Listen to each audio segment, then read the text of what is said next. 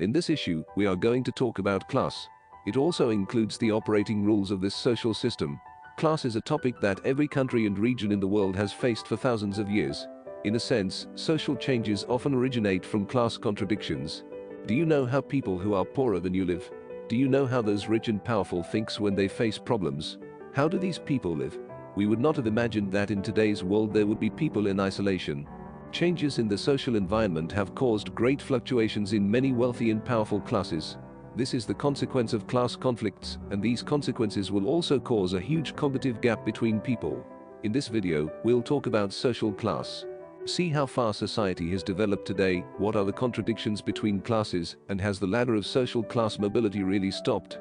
Social class refers to a group composed of members of society with the same or similar social status. There is a high degree of similarity in attitudes, behaviors, life patterns and values among the same group. Class, this word is a word of inequality, which divides people into several social classes according to various unequal phenomena. This is a social phenomenon that has existed in various regions for thousands of years. The reason why people's social classes are divided, the core difference is the different degree of mobilization of resources.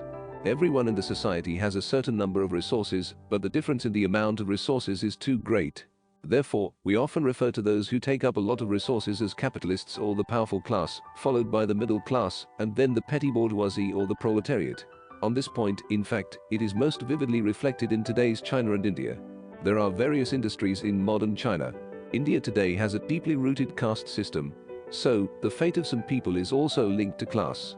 If a person is born, he will automatically enter this hierarchical society and be reincarnated into the corresponding class. It is also because of this that the future fate may be different. This is a class-solidified society.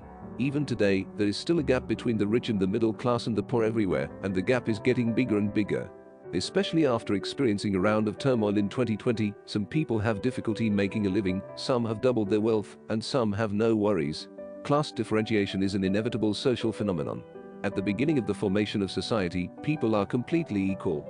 For example, in the age of the apes, people formed tribes. Some people hunt, some people guard their homes. Everyone eats the food obtained from hunting. People help each other and that's how they live. Most of the time the daily food is just enough for the day.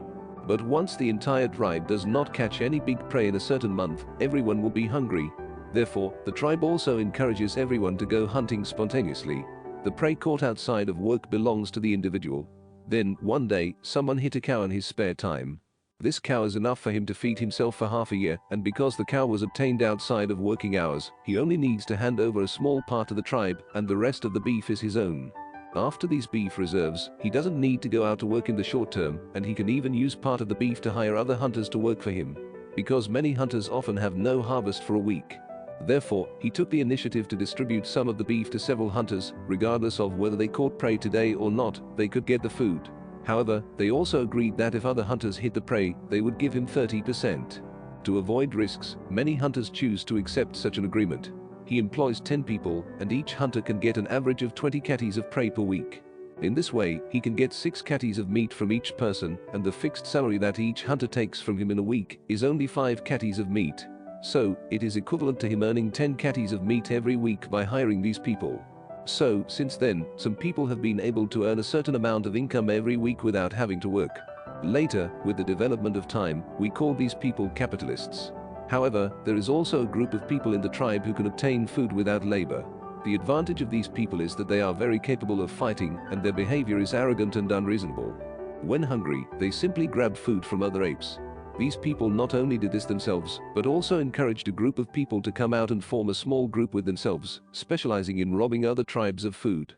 Those in the tribe who vote among them are called legal teams, the others are illegal teams. Later, with the development of time, these illegal squads also had a name, called robbers. Speaking of this, we can see that people are equal at the beginning, but with the development of time, there have been some changes in the way and magnitude of people's access to resources. At first, labor creates resources and feeds you nicely. However, when someone's food starts to increase, he can use the food to hire manpower to create more food. This is how resources create resources. Furthermore, power connections can also create resources.